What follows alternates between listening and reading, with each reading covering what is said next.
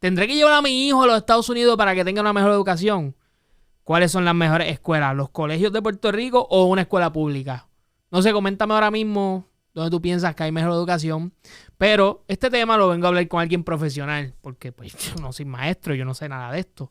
Y hay una persona que conozco, un gran maestro, profesor, tiene maestría, está haciendo su doctorado, está haciendo su tesis. ¿De quién le hablo? De profesor Santiago, ¿qué está pasando? Hola, mucho Oye, gusto, gracias. un gran amigo mío que no está en los medios, pero eres un maestro y eso es ¿quién mejor que hablar de ese tema con un maestro?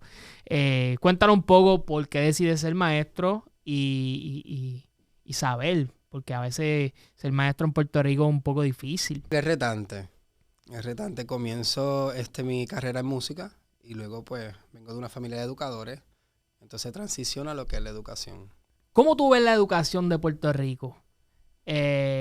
Hablando primeramente de las escuelas públicas, yo soy producto de escuelas públicas y a mí mucha gente a veces me viene a decir como que, mira, las escuelas públicas, que es una educación al garete, pero sí yo vi los dos lados, como que vi mucha gente, el caso de mi hermano que es un psicólogo súper preparado con doctorado, gente que es ingeniera, tengo amigos que son doctores, que son químicos, yo que me gradué de mi profesión, y también veo el caso de mucha gente que, pues, desde la escuela ya tú sabías que iban a terminar lamentablemente un punto o algo así, y pues actualmente lamentablemente muchos están muertos. Pero hoy, ¿cómo tú ves la educación en las escuelas públicas de Puerto Rico? La educación completa, yo no entiendo que está mal. Yo no entiendo que está mal. Pero hay un desfaz de proceso, de comunicación, de práctica. Porque dentro de la educación hay niveles. Hay niveles. Entonces, hay decisiones que se están tomando arriba que no van de acorde o que no se alinean en el proceso. Decisiones importantes como de administración de pruebas, de currículo, de liderazgo. Entonces, hay unas metodologías, hay unos diseños espectaculares de ensueño. Sin embargo, cuando van a bajar a la escuela, en ese proceso de bajar, se topan a lo mejor con no un buen administrador escolar, no un director que está motivado. Entonces, ahí comenzamos los procesos, ¿verdad? Ahí comienzan esas variables interventoras a afectar el proceso. Y para contestar tu pregunta, siento que la educación está bien. Siento que la educación es donde mejor apertura ha tenido, mejores recursos, ha llegado la tecnología. Pero siento que esa área de tecnología aún hay que reforzarla. Hay que reforzar esa área de tecnología y hay que implementar, ¿verdad? Y capacitar a las personas para poder trabajar con los jóvenes y atemperarlos, ¿verdad? A estos tiempos. Porque no podemos pensar que la educación de los 80, de los 90, de esos tiempos va a ser efectiva ahora. Seguimos dejándonos llevar por teóricos, como estábamos conversando, por metodologías de enseñanza, por teorías pasadas que sí que son importantes, pero no responden a la actualidad. Entonces, estos proyectos innovadores, espectaculares de ensueño, se quedan a la mitad porque no hay una alineación de procesos. Entiendo que ¿verdad? Se tiene que alinear lo que es el departamento arriba con esos directores y luego esos directores con los maestros. Entre ellos hay otros gaps, hay otros tipos de personas, ¿verdad? Hay otros tipos de funciones. Pero esas tres alineaciones son bien importantes porque he visto en mi experiencia actual, he visto que no se alinea, no hay alineación. Entonces vemos un bajo aprovechamiento, vemos estudiantes desmotivados, una comunidad adyacente, ¿verdad? Que no es partícipe. Entonces, es bien interesante porque se supone que la escuela responda a las necesidades. Si yo tengo una escuela vocacional y tiene un curso, vamos a mencionar un curso de enfermería, por ejemplo, y yo tengo una comunidad alrededor de la escuela con unos datos de diabetes de 70%, ¿qué se supone que haga la escuela? Para hacer todo lo posible, ¿verdad? Para desarrollar el proyecto, utilizar esas mismas necesidades de la comunidad para impactar.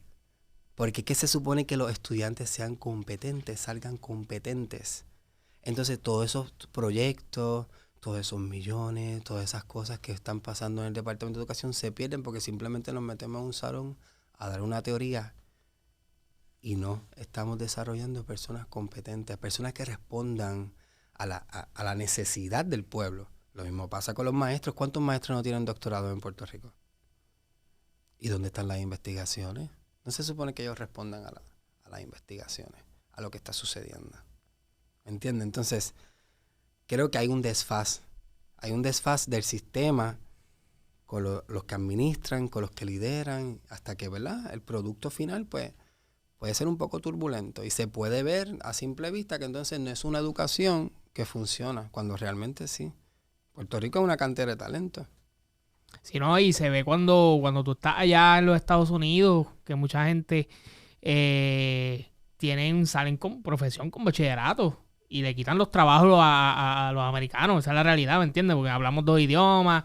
Y eso es lo que a veces yo digo, porque hay personas que dicen que Estados Unidos, yo he escuchado personas decir, yo me fui a Estados Unidos porque mi hijo necesita una mejor educación. Pero cuando tú ves a veces las estadísticas, cuántos americanos entran a la universidad versus cuántos boricuas entran a la universidad. Creo que aquí, pues, no sé si es que tenemos una universidad que es para todo el mundo, ¿verdad? Pero pienso que aquí entonces hay una buena educación que se puede competir con la de allá afuera. ¿Estás de acuerdo conmigo en eso? Estoy de acuerdo. Ahí. Bueno, voy a responder la pregunta, ahora dame un break. Estoy de acuerdo con eso. ¿Por qué estoy de acuerdo con eso? Aquí la universidad es más accesible. El costo de la universidad en Puerto Rico no es el mismo costo de la universidad en Estados Unidos. Un bachillerato termina con $200,000 de deuda. Hablando de casi 40,000, ¿verdad? Por año. Uh-huh. Entonces la universidad aquí es una universidad completa. Nosotros tenemos buenos profesores. Pero más allá de lo que es la educación, muchas personas buscan seguridad en la escuela. Y pasa mucho con lo que es la escuela privada, versus la escuela pública. Los mejores maestros de Puerto Rico están en la escuela pública. Los maestros certificados, el mejor maestro que está preparado en Puerto Rico está en la escuela pública. Eso es algo, ¿verdad? Esa es mi opinión, bien personal. Pero es el maestro que realmente está preparado. Por eso es que han emigrado tantos maestros, tantas personas preparadas de colegio y han abandonado lo que es la práctica privada hacia la escuela pública. Bueno, yo tengo entendido también que te pagan más cuando tú estás en una escuela pública. Claro. ¿Cuál es la diferencia de dinero ahí? Ahí depende. Sí, porque los colegios... El sueldo básico en el Departamento de Educación creo que es $2,750 con el aumento que hubo. Uh-huh. Este aumento, ¿verdad? Fue aprobado por el gobernador. Y aunque no responde todavía a lo que es la justicia salarial que los maestros desean, pues se va acercando. Entonces ahí es que surge la emigración de lo que es todos los maestros de escuela privada hacia la escuela pública, porque en la escuela privada, ¿verdad? No en todas, no puedo mencionarte todas porque no puedo darte nombre, pero no todas, ¿verdad? Cobran lo mismo, pero la mayoría de escuelas privadas, pues ahora mismo pues los maestros de escuela pública cobran más, ¿sabes? Tienen mejor beneficio. En otros docentes que deciden tener mejores materiales, mejores condiciones de trabajo. Esta gama es bien grande. Esto depende de acuerdo a cómo tú decidas educar, a tu filosofía como educador, hacia dónde tú te quieres dirigir. Hay excelentes maestros que siguen en escuelas privadas o en otros institutos que cobran menos, pero se sienten comprometidos con estar ahí, aportar al país. Esto depende, ¿verdad?, de mucho de la decisión que tome el docente en su carácter. Creo que la escuela pública ha mejorado mucho en seguridad. Ha mejorado mucho en muchos aspectos, en tecnología, aunque hay que trabajar, pero yo estoy de acuerdo, por lo menos lo que viví en Vega Baja que he visto cuando yo estudiaba, que eso era un revolú de barrios peleando, qué sé yo, a ver, que he visto ahora en la escuela siglo XXI que están por ahí, pues la seguridad es mucho mejor. Entiendo que el comisionado Además, ha hecho un buen trabajo dentro del Departamento de Educación y se han buscado las estrategias, aunque... ¿verdad? Tú dirías que entonces esa es la diferencia porque alguien dice que un colegio es mejor porque tiene más seguridad. Tiene más seguridad y el estudiante está encerrado, no puede salir. Escuela pública, ¿verdad? Aunque hay una política, hay unas normas, hay una ley, el estudiante te puede brincar la verja, ¿ves? Yo tengo también esta visión, pero quizás es de mi tiempo, que es como que mi único problema con las escuelas públicas era que muchos maestros te daban la clase súper bien, pero no se preocupaban mucho por el estudiante. Es como que o me atiende o te doy la F. Por ejemplo, si tú eras de barrio, peleón y qué sé yo, ponían a todos en el mismo grupo, que eran los grupos de los locos. Casi siempre eran, yo no sé por qué, los quintos, a ponerle Los últimos octavo 5. Los últimos números. Los últimos números siempre están los más locos. Pero Bien. yo me pregunto por qué ponían a todos esos nenes en el mismo salón. Entonces hicieron los grupos NIDA, donde Eso ponían era los uno. que querían estudiar. Sí. O sea, los maestros eran como que este grupito sí quiere echar para adelante, pero tú no quieres echar para adelante, te paso porque me paso. Y ahora lo pienso y es como que, ¿por qué no se hace ese balance? Y en vez de tú, ¿verdad? Porque también hay algo en el estudiante que tiene que echar para adelante, pero en vez, ¿por qué tú no buscas la forma? Como la película Coach Carter, no sé si la viste, de baloncesto, que él buscaba la forma de que el estudiante entendiera que tenía que echar para adelante, ¿me entiendes? Que eso es mi visión a veces, lo único malo con la escuela pública, porque yo sí pienso que en la escuela pública sale mucha gente buena, pero quizás al que no le interesa estudiar, pues, lo echamos para adelante, gradúate. ¿Cómo lo ves tú?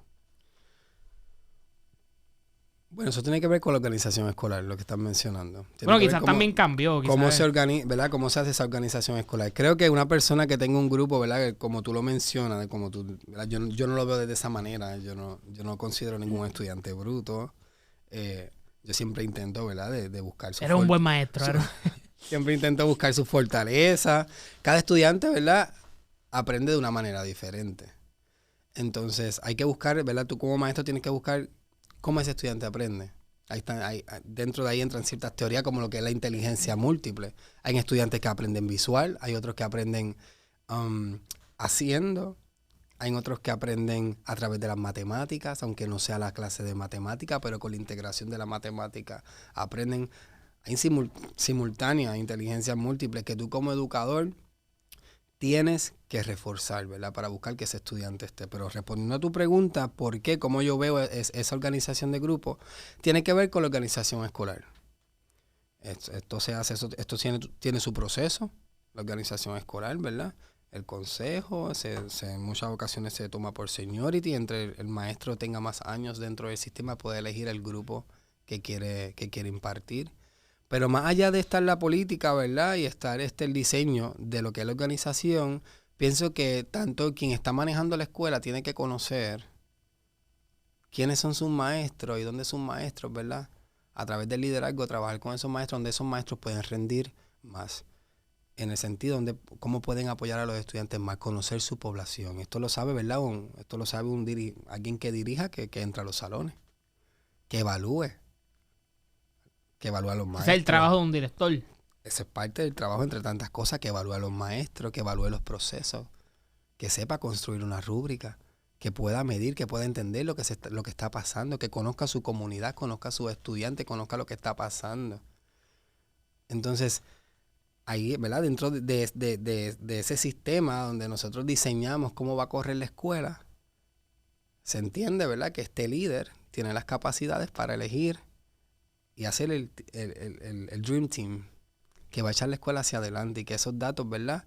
Esos estudiantes van a salir hacia adelante. Yo en mi caso pondría unos muy buenos maestros en los grupos bajos, que yo identificaría como bajos. ¿Por qué? Porque va a haber unos datos.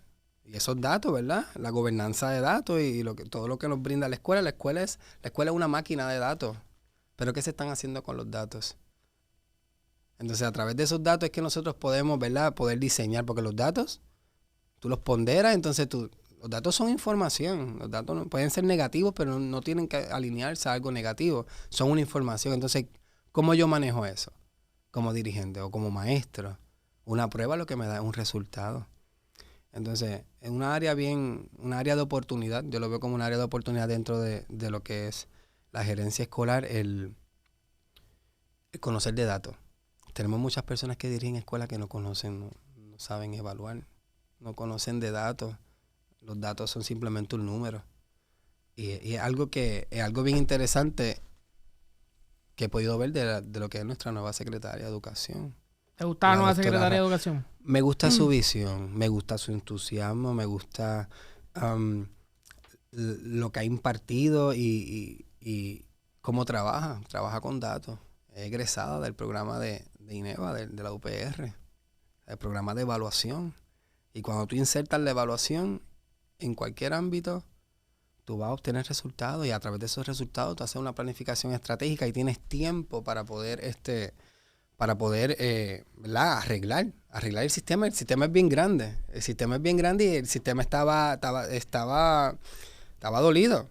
Estaba dolido por tantos cambios y creo que era necesario. También la pandemia tuvo que ver. Y a mí me dijeron, y yo no sé si es cierto, como que los estudiantes perdieron muchos años, un año básicamente, o casi 2, en la pandemia. Y cuando esos nenes volvieron a la escuela estaban como perdidos. ¿Tú viviste eso? Yo viví eso y es por lo que este año decidí en el segundo semestre empezar con lo que era leer una novela.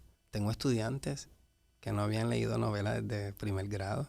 ¿Qué? O sea, un cuento. Para ese tiempo ya leen cuentos. Y sumergirse en una lectura de un diario, de un momento histórico como lo que es Ana Frank, en este caso. ¿Y estudiantes de qué grado? En esta ocasión estuve este año, yo comencé con grado 10. O sea, con grado 10 nunca había Grado 10 leído y no una novela en su vida. Y para ese mismo momento no había maestro de 12 y también di clase a 12. En lo que llegaba su maestro, me pasó también con el año anterior que tuve que dar clases de noveno. Porque ¿verdad? Quise coger unos grupos para que no se afectaran. Y pienso que es bien importante, estudiantes que desconocían la historia. Aquí esto es un pecado. Ya desconocer de la historia, de momentos históricos como ser humano, pienso que es algo serio. Estudiantes que yo tuve que darles clases de historia por 2 semanas, 3 semanas, explicarles lo que era nuestra tierra, dónde estaban los continentes, qué era lo que una Segunda Guerra Mundial. Antes de entrar a Ana Frank. Ana Frank es un momento histórico, entonces yo tuve que darle para atrás y situarlos a ellos en el momento histórico para que ellos pudieran entonces entender la novela. Yo no podía comenzar una novela sin situar al estudiante a lo que va a leer, lo que va a entender, qué era lo que estaba pasando en ese momento histórico. ¿Por qué atacaron la base de Pearl Harbor, por ejemplo, en Hawái? ¿Por qué pasó ¿Por qué se llama Guerra Mundial? ¿Cuáles eran los conflictos que estaban pasando? Ellos no sabían nada de eso. Entonces, fue bien interesante y fue bien retante. No era algo que yo tenía que cubrir. Pero y está brutal porque estamos en una época donde la información está aquí, ¿verdad? En el celular. Y tú me estás diciendo que no sabías nada de historia, que tú lo puedes, ahora hasta con el chat ese, inteligencia, ¿cómo se llama? El ChatGPT, pues tú puedes preguntarle y te sale la información. O sea, que también quiere decir que el sistema de pandemia de educadores no funcionó. Eso de ponerlo FaceTime. Entiendo, creo que fue por Microsoft Teams, no fue por FaceTime. Pero entiendo que sí, no podemos, yo no puedo entrarte a decirte que un colega, será faltarme respeto a mí mismo, que no funcionó. En el sentido de generalizarlo. Para aclarar, quizás, por ejemplo, yo en pandemia di clases desde primer grado hasta noveno. Yo tuve todas las preparaciones. Yo cogía durante el día a estudiantes de diferentes grados. O sea, eso significaba que yo tenía que planificar para cada grado semanal. Una cantidad de trabajo bien pesada. Pero mis clases rindieron éxito. Porque hace poco me encontré un estudiante en un natatorium y le va espectacular. Tuve otros que entraron a la universidad y dicen, Mister, mira, profesor, lo que tú me diste me funcionó. Y ahí que tú te das cuenta que realmente el trabajo que hiciste lo tomaste en serio.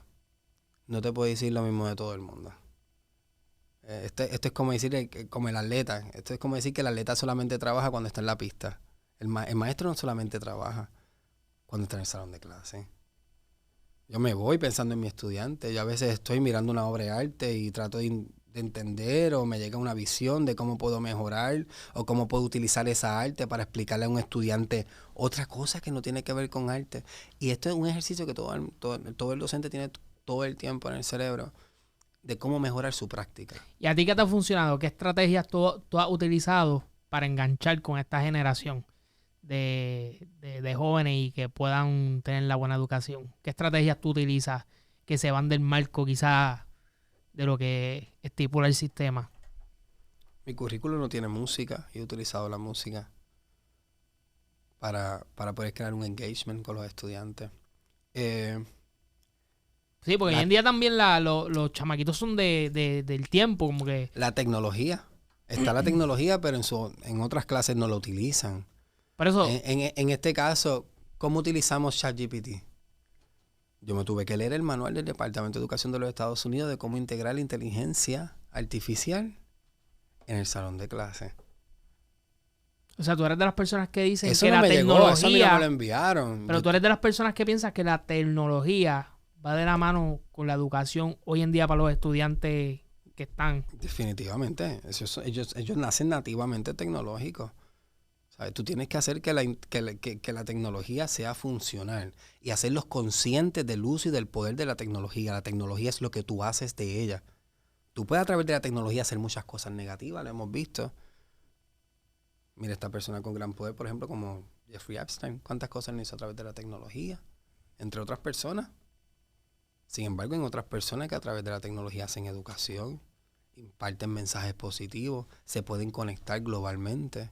La UNESCO, muchos foros de educación hacen cosas a través de la tecnología. Entonces, pero ¿cuán consciente yo estoy de la tecnología? ¿Cómo yo imparto la tecnología? Y tú como maestro tienes que investigar, tienes que hacer tu research. El maestro tiene un ojo investigador todo el tiempo, está leyendo todo el tiempo, ¿verdad? Hablo de mí. Y tengo que estar adaptándome. Entonces, los estudiantes me llegaron con ChatGPT y yo veía las respuestas. Y yo, estas palabras no son del concierto de este estudiante. Ahora, pero, ¿cómo yo lo puedo reforzar negativo? ¿Cómo yo voy a darle a un estudiante un refuerzo negativo sin realmente no hacerlo consciente de que él puede utilizar esa plataforma, pero de otra manera? Y aquí voy. Cuando tú como maestro enseñas algo de esa manera, tú le estás enseñando al estudiante no solamente a aplicarlo ahí, sino a aplicarlo a otros contextos en su vida. Me pasó con un estudiante, me entregó un trabajo y yo le dije, vamos a bregar con ChatGPT. Utilízalo como un asistente. Haz tu trabajo. Compártelo con la tecnología. Arregla los errores. Mira dónde estás fallando. Y vuelve y transcribe. Utilízalo como utilízalo como un recurso, como un asistente. No puedes pensar que esa computadora que nosotros los humanos creamos va a sustituir nuestro cerebro y el ejercicio de pensar. ¿Y qué pasa? Luego ese estudiante pasó por una situación familiar y viene y me dice, mister, yo diga, joven, y me dice, intenté dialogar la situación con el sistema y me dio otra alternativa de yo poder resolver esa cosa que estaba pasando en mi familia. O sea, que habló con él. Entonces, como una enseñanza, ¿verdad? Tan simple como lo de corregir un trabajo, el ejercicio de pensar, el ejercicio de que el maestro le dice al estudiante, ¿verdad? Cómo puede utilizarlo de buena manera, porque no podemos cometer plagio, ¿verdad?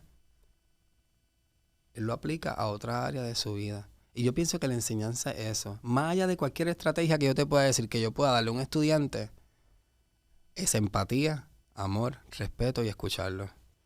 No hay mejor alternativa, no hay mejor estrategia cuando tú educas desde el corazón.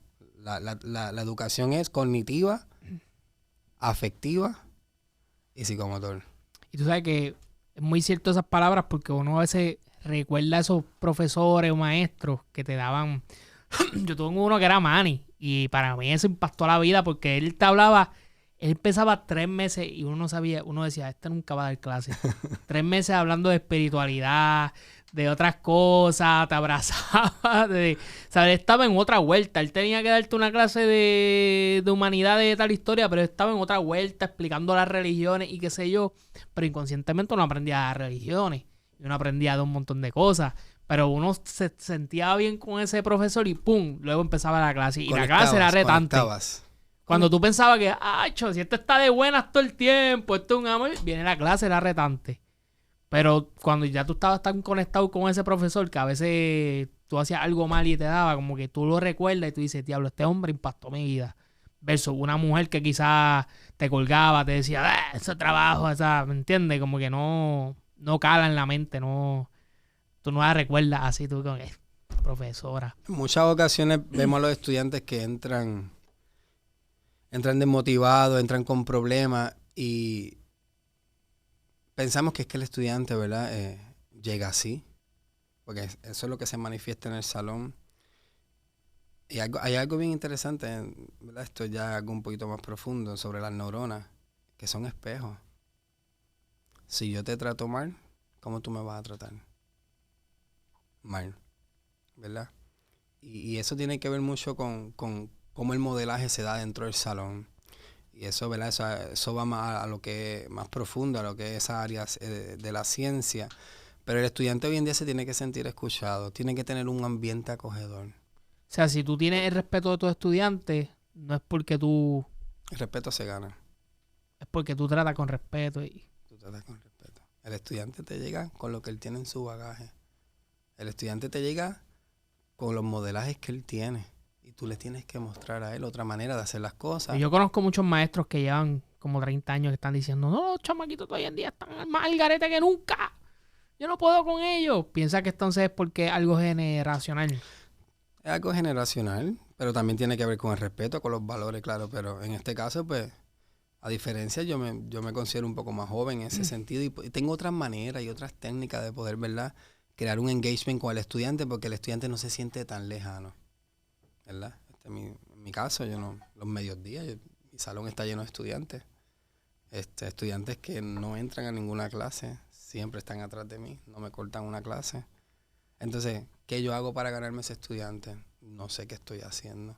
Yo los escucho, soy empático, los apoyo, les enseño responsabilidad, aprovecho cada momento para dejarles saber que estén conscientes en el aquí y ahora. Ellos te van con el vacilón, pero tú vuelves y los traes a la realidad. O sea, pero ¿qué vamos a hacer? Volviendo a lo que estábamos hablando hace unos minutos atrás, porque ese tema de colegios versus escuelas públicas. Si una madre te dice, mira, Santiago, ¿dónde pongo a mi hijo? ¿En un colegio o en una escuela pública? ¿Qué tú le dirías? Pues es una pregunta muy, muy difícil. Es que cada padre conoce a su hijo. Si yo no conozco al estudiante, de por sí, yo te recomiendo la escuela pública. La escuela pública está capacitada. Como te había mencionado anteriormente, los mejores maestros están en la escuela pública. Pero tú tienes que conocer quién es tu hijo, cómo aprende tu hijo. Vemos padres que eligen colegios, pero sin visitar el colegio, sin ver cuál es la preparación de los maestros. Yo creo que en este año en específicamente, yo tuve 2 madres que me preguntaron que cuáles eran mis estudios. Nunca una madre me había preguntado cuáles eran mis estudios o en qué yo me enfocaba o cuál era mi metodología de enseñar. Simplemente, pues, el nene está ahí cogiendo clases. Y este año se logró que los padres visitaran la escuela. Eso fue una iniciativa, ¿verdad?, que se ha estado trabajando. ¿Verdad? Eso es algo positivo que se tiene que decir. Que los padres respondieron a visitar la escuela, a interesarse por ese recogido de notas, por hablar con los maestros, pero eso no se veía. Eso vemos que es como un cuido también. Entonces, ¿tú piensas que los padres actualmente están más responsables con sus hijos en la escuela? Porque he escuchado muchas veces que los padres están un poquito más difícil. Porque la educación tiene que ver también con el maestro, pero tiene algo con los padres. No, definitivamente. Es una alineación entre los padres, es un trabajo en equipo, padre, maestro, estudiante. Se han abierto iniciativas para involucrar a la familia dentro del departamento. Se ha hecho más accesible las comunicaciones a que vengan a hacerlo parte fundamental. Se han creado unos comités de padres. Y esa apertura de que el padre diga yo soy importante, yo soy parte del proceso, lo crea responsable. Lo crea responsable de la escuela. Entonces, obviamente, pues va a ser partícipe, se va a involucrar y los resultados, pues, va a intentar de dar lo máximo, ¿verdad? Porque por los resultados, por los datos, por el aprovechamiento. Pero, ¿en qué escuela? Una recomendación de qué escuela yo puedo indicarte a ti donde tú puedas meter a tu hijo. Pienso que esa pregunta es una pregunta que tú debes de preguntarte primero tú como padre. ¿Cuáles son sabes? ¿Cómo mi hijo aprende? Vemos a las personas desde lo que les hace falta y no trabajamos desde lo que tenemos. No es que mi hijo no aprende así. No es que mi hijo esté difícil de comportamiento. Pero ¿qué cualidades positivas tiene tu hijo? ¿Desde dónde lo podemos trabajar? Vamos a trabajar desde lo que tenemos, no desde lo que hace falta. Y yo pienso que es algo global donde tenemos que evaluarnos, ¿verdad? Como padres, como educadores, como administradores, a trabajar con lo que hay todo el tiempo es lo que hace falta. Lo ves constantemente, lo que hace falta en el departamento, lo que hace falta. Pero vamos a trabajar con lo que tenemos. Vamos a sacar el máximo a lo que tenemos. A ver cómo va a ser el resultado de esa expectativa, de esa alineación. Entonces, como padre yo tengo que conocer primero, ¿verdad? ¿Cómo aprende mi hijo? ¿Cómo es mi hijo? Y tratar de trabajarlo desde ahí. ¿Verdad? Si mi hijo necesita una escuela especializada, pues entonces tengo que alinearle a una escuela especializada, ir a esa escuela especializada, orientarme, cuál es el enfoque educativo, quiénes son sus maestros, el respeto a los maestros, eso es algo que hoy en día pues se ha perdido. La línea que tú traes cuando es que los chamaquitos, como mencionas, es que es tan difícil, yo pienso que es el respeto. El respeto, porque tenemos a los padres que no respetan a los maestros, entonces volvemos a lo mismo, al modelaje. ¿Qué va a hacer el estudiante? Faltarle respeto al maestro, porque no hay una figura de autoridad, y en un salón la figura de autoridad es un maestro.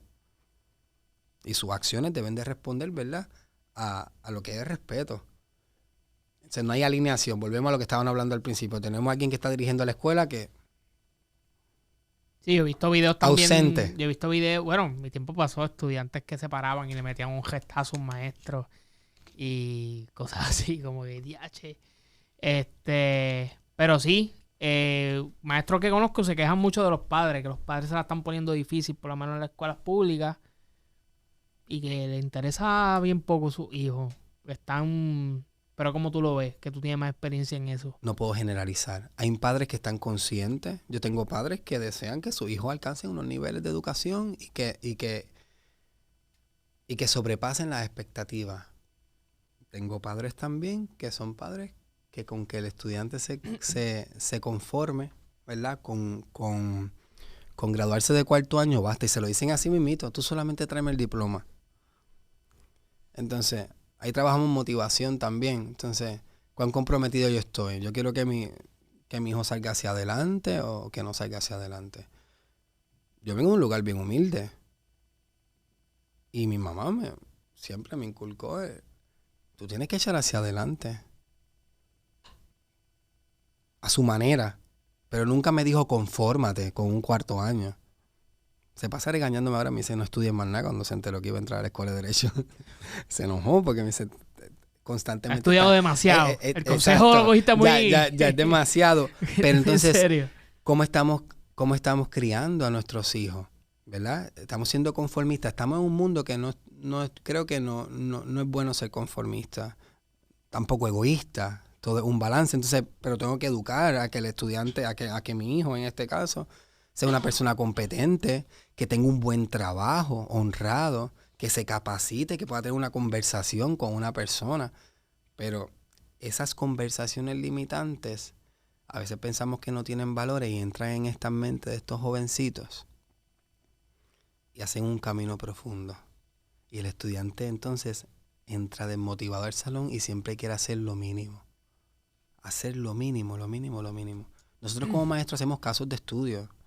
En el sentido de que nosotros vemos a nuestra población, ¿verdad? En mi caso, yo veo a la población que yo tengo y yo sé cuando un estudiante no va a poder pasar de grado y yo mismo me esfuerzo como maestro y yo me pongo la tarea. Este año me pasó con un estudiante Y es un uñimugre, como uno dice, con otro estudiante. Y los dos iban por el mismo camino. Y yo dije, yo voy a salvar a uno.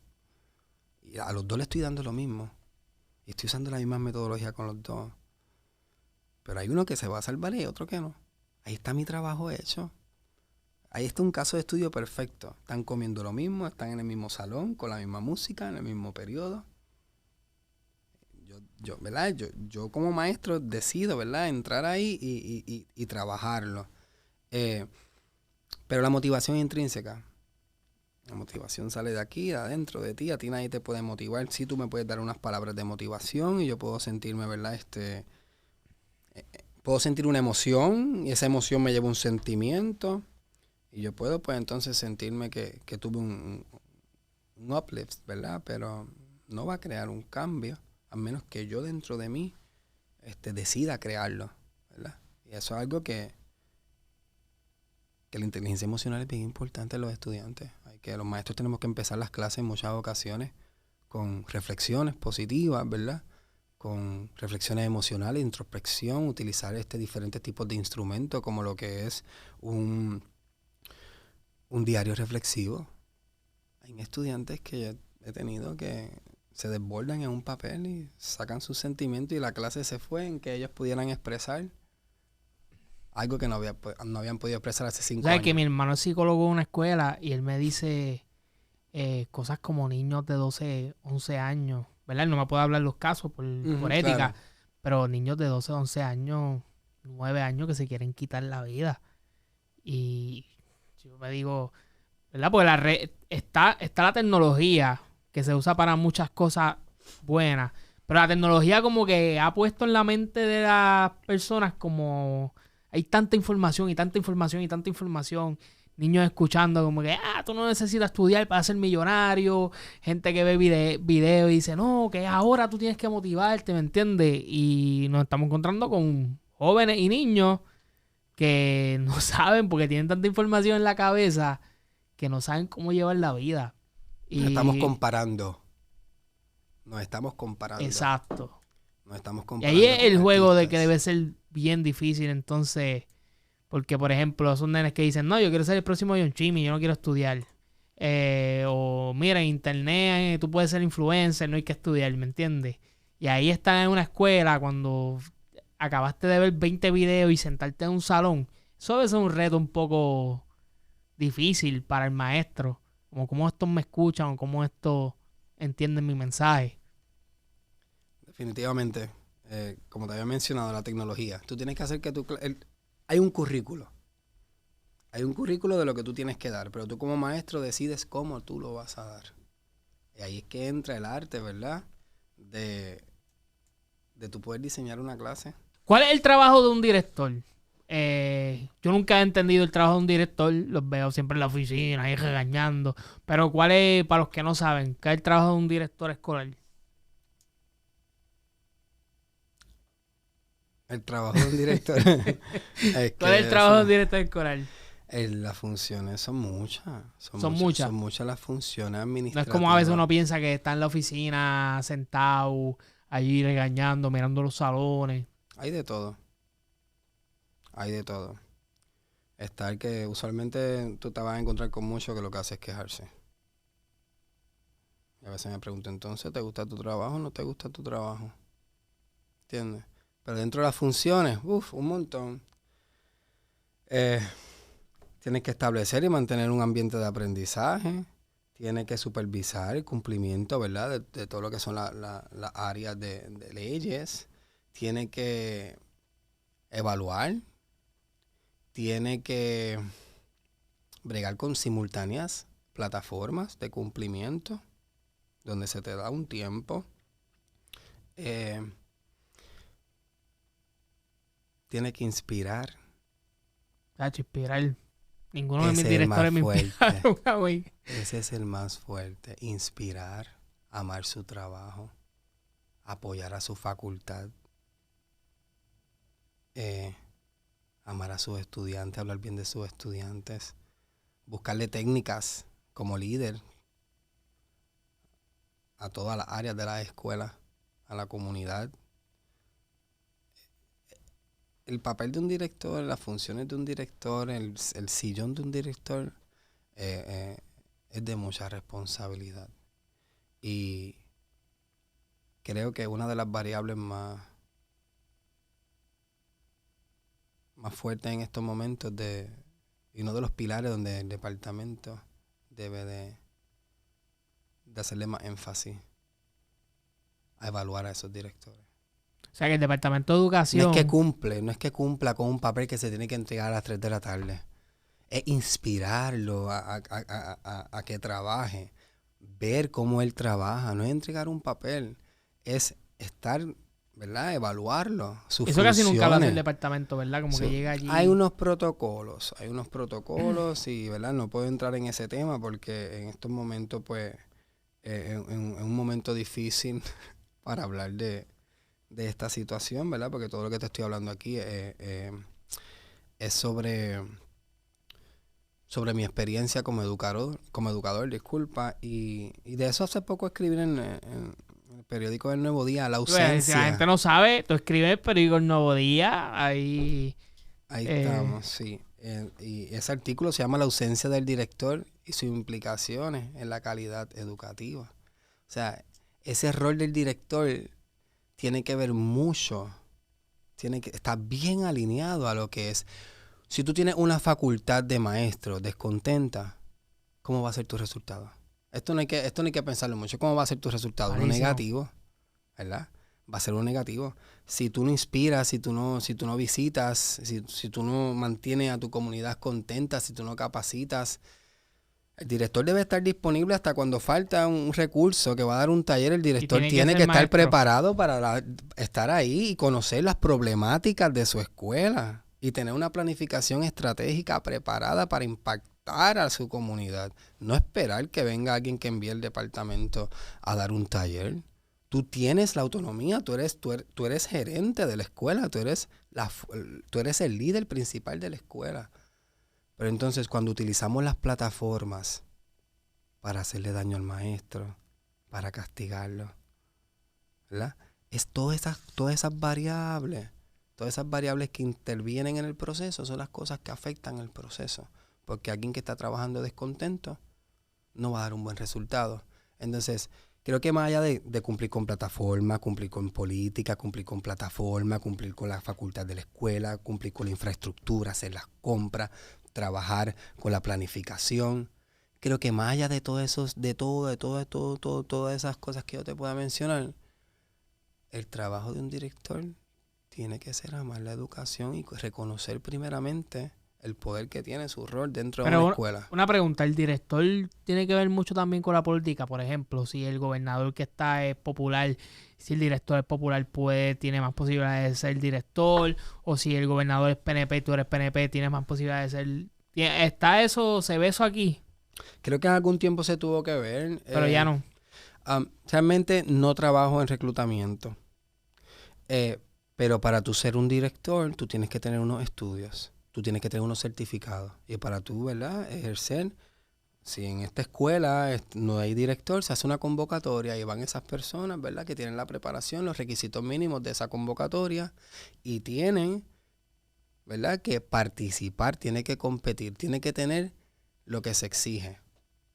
Que haya favoritismo, ¿no? Pues ahí entonces yo no te puedo decir, ¿verdad?, de lleno, cómo se mide eso. Pero todos conocemos el gobierno y sabemos las cosas que suceden.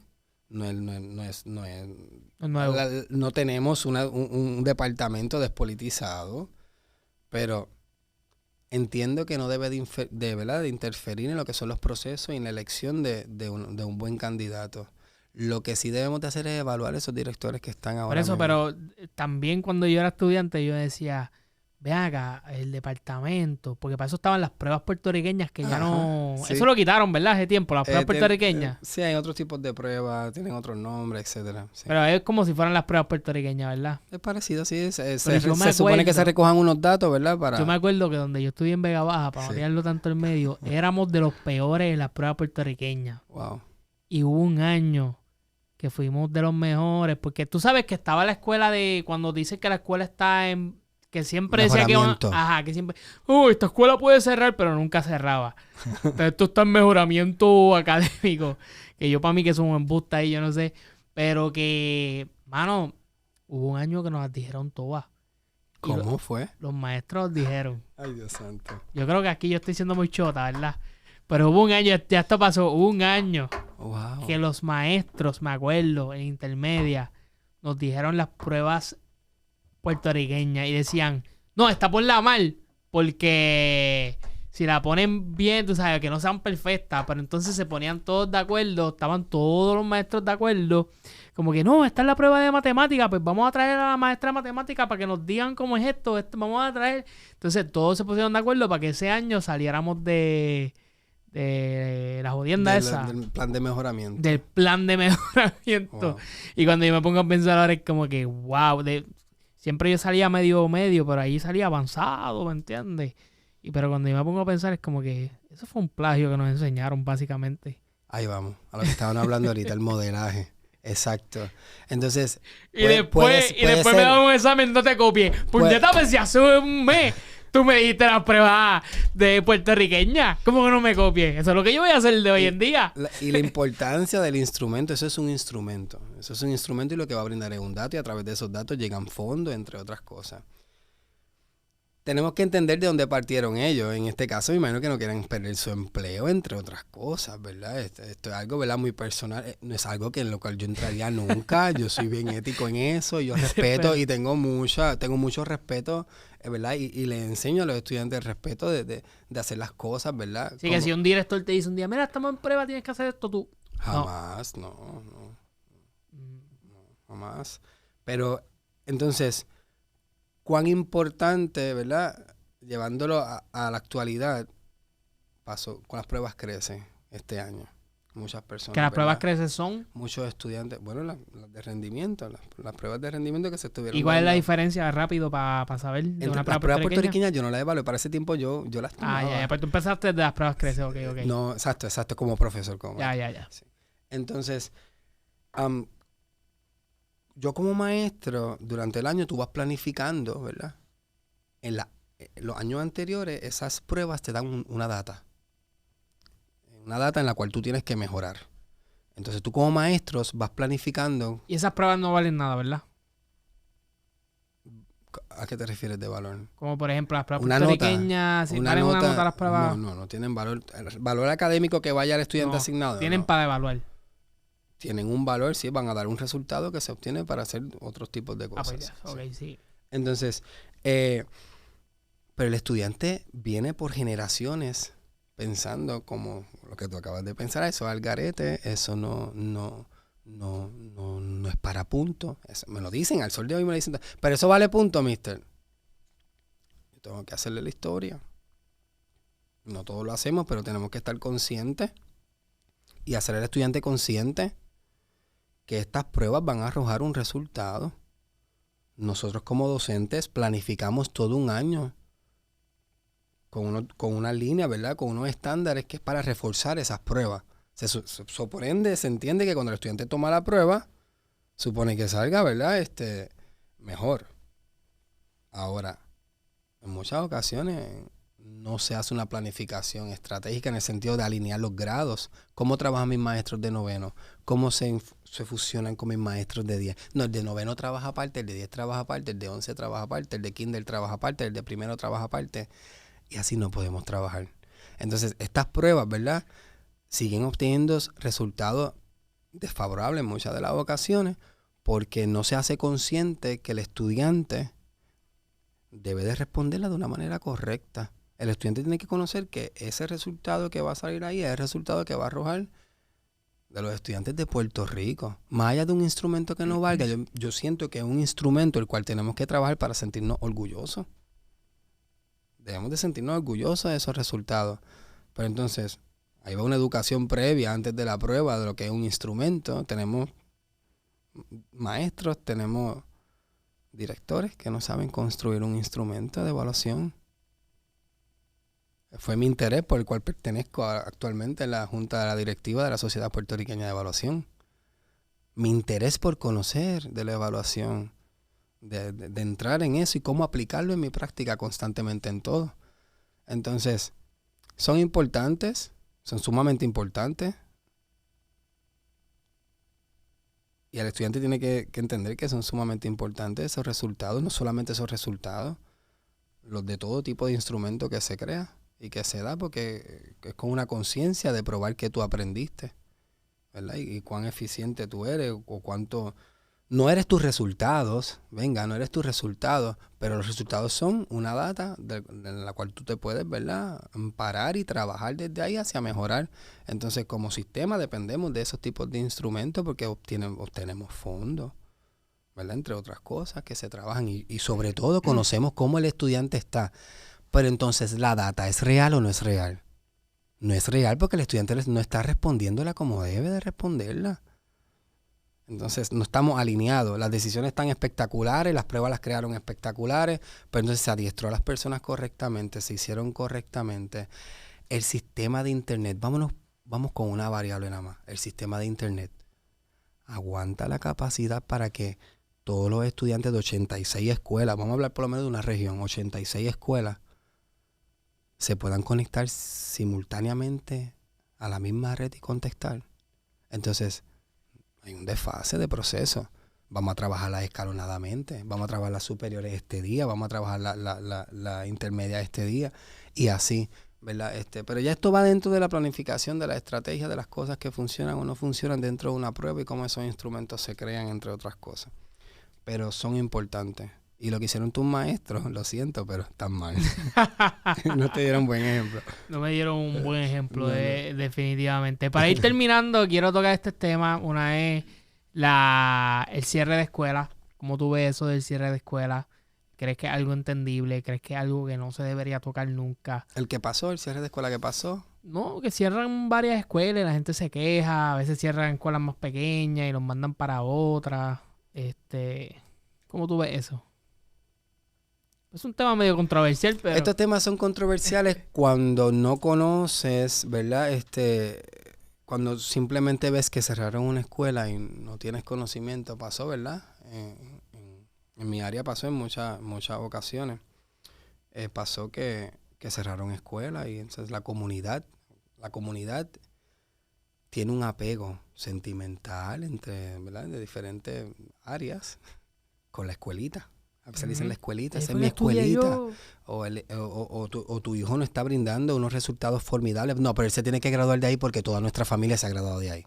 Y yo me quedo como que, wow. O sea, no están los intereses de tu hijo como prioridad, ni su educación. Está el simple hecho social de que se gradúe de esta escuela porque toda su familia se graduó de esta escuela. ¿Cómo llegó el cierre? A veces hay cosas que tienen que suceder, ¿verdad?, para poder continuar mejorando como sistema. Si estoy en favor o no, yo estoy en favor de que la educación siga creando cambios donde se obtengan los mejores resultados y podamos seguir aportando los fondos que llegan hacia lugares donde se pueda sacar el mayor provecho. Eso no significa que si se cierra una escuela, ese estudiante se va a quedar sin una escuela para dónde ir. Actualmente todos los estudiantes tienen escuela para dónde ir. Tienen educación, tienen libros, tienen materiales. Sí, se inundan en ciertas cosas, pero son cosas que se tienen que trabajar escalonadamente. Los puertorriqueños pensamos que tenemos una varita y que desde nuestra casa, viendo el televisor y estando 24 horas sentados frente a un televisor, vamos a poder arreglar un sistema público porque opinamos en Facebook. Un post que puso el departamento, un post que puso una persona sobre educación, un video. Me imagino que este video va a tener unos comentarios de muchas personas que desaciertan en las cosas que yo digo. Y está bien que desacierten. Ahora, pero la línea de respeto, ¿verdad? Eso es otro tema, hacia dónde llega como sociedad. ¿Estoy a favor o no estoy a favor? Entiendo que el sistema tiene que cambiar muchas cosas.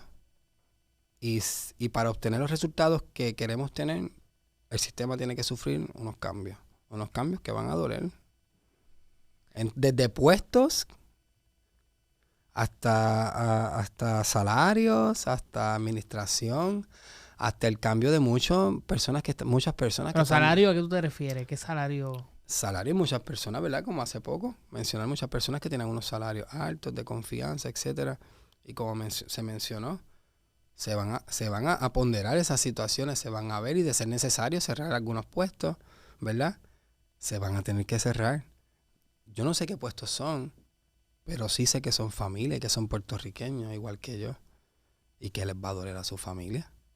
Pero no estoy yendo ahí, te estoy diciendo que el sistema va a sufrir unos cambios que van a doler. Puede ser que sean de esa manera, puede ser que sean cambios de escuela. Pero se tiene que seguir, tenemos que seguir trabajando desde lo que tenemos y tratar de reforzar, ¿verdad? Y de tratar de obtener los mejores resultados que podamos tener a largo plazo. Y si eso conlleva a que haya un cierre de escuela, pues van a haber cierres de escuela. Si eso conlleva a que haya un proceso más riguroso de contratación, lo va a haber. Y va a doler, claro que va a doler. Para arreglar el sistema hay que trabajar. No sé si viste el video de las nenas que están en un baño y que un video bien famoso por TikTok y qué sé yo, que empezaron a hacer en todas las escuelas, como que mira mi escuela cómo está, claro. Mira, y no había agua, y no había, qué sé yo, o sea, no hay suficientes cosas para lo que todo el mundo se quejó porque se da millones de dólares al departamento. Y recae en que entonces esa escuela se usó la tecnología para, ¿verdad? Para señalar algo. Entonces, esto es algo muy personal, ¿verdad? ¿Qué nosotros hacemos como comunidad para apoyar a la escuela? Yo recuerdo a mi papá haber ido a escuela a cambiar toiles, ayudar a la directora. Yo recuerdo a mi papá. Pero no es algo que le toque más al gobierno. No es algo que le toque. Claro, no es algo que le toque. Yo no estoy diciendo eso aquí. No es algo que le toque. Pero creo que es compromiso de todos. Y entender que hay unos procesos que, ¿sabes? Son unos procesos. Los procesos de compra son de una manera. La gente piensa que el departamento va a una tienda, compra un toilet, lo trae y lo monta y ya. Hay un proceso de subasta. Son demasiados de procesos para tú adquirir un producto y luego, ¿verdad? Implantarlo en la escuela. Son políticas, leyes de leyes que a veces nos enredamos nosotros mismos entre tantas leyes. Los fondos se están trabajando, la infraestructura se está trabajando.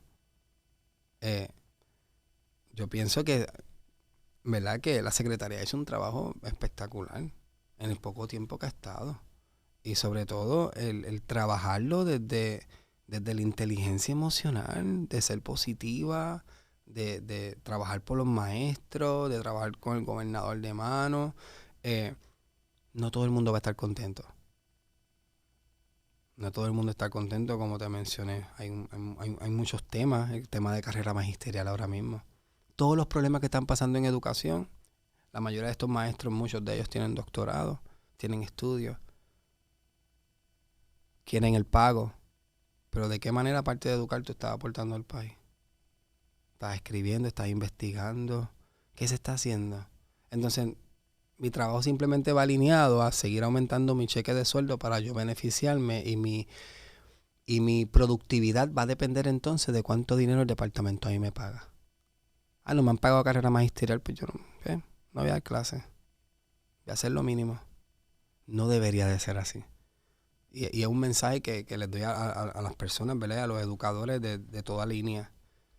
Si en algún momento tú te sientes que tú te sientes agobiado, te sientes que no puedes trabajar, que el sistema está, ¿verdad? De la manera que tú no quieres, es momento de reconectar con realmente con cuál es tu compromiso con la educación, cuál es tu ahínco con querer echar hacia adelante el país, porque nosotros tenemos en las manos de nosotros tenemos el poder. O sea, cuando el magisterio trabaja alineado y el magisterio trabaja unido, hay fuerza. Nosotros educamos al país, nosotros creamos los cambios en el país. La sociedad que estamos viendo ahora es el resultado de una educación. Sea buena o mala, pues entonces eso hay que meditarlo en nosotros mismos, ¿verdad? Como educadores. Pero pues, volviendo a la pregunta, la escuela, pues, no estoy en desfavor de que tenga que cerrar alguna que otra escuela. Oye, Santiago, gracias por estar aquí, ¿verdad? Ha sido un honor que nos haya hablado, nos haya explicado un poco del sistema de educación de Puerto Rico. Quiero terminar con esta última pregunta. ¿qué 3 cosas harías si fueras tú y tuvieras la potestad de cambiar este sistema de educación de Puerto Rico? ¿Qué 3 cosas harías y qué mensaje te gustaría que la gente se llevara con lo que es ser un educador puertorriqueño? Entre las 3 cosas que haría sería... Una de las primeras sería tener unos procesos de evaluación más rigurosos. Y como líder en algún momento, evaluar a esas personas correctamente, su trabajo. Porque a través de la evaluación nosotros tenemos unos resultados que cambiamos. Y aquí tenemos que cambiar. Tenemos que cambiar mucho. Segundo, dejarles saber a los estudiantes cuán importantes son constantemente y cuán grandes pueden llegar a ser a través de los estudios, de la educación y del compromiso con el país. Y tercero, trabajar el liderazgo en todas las áreas. No, aparte de puestos, ¿verdad? Tener personas líderes que tengan influencia, que trabajen, ¿verdad? No solamente que cumplan con unos documentos, sino que sean personas que realmente lideren. Y el mensaje, ¿quieres un mensaje? ¿Cuál es el mensaje? Un mensaje que te gustaría que la gente supiera de los educadores de Puerto Rico, un mensaje que quieras decir.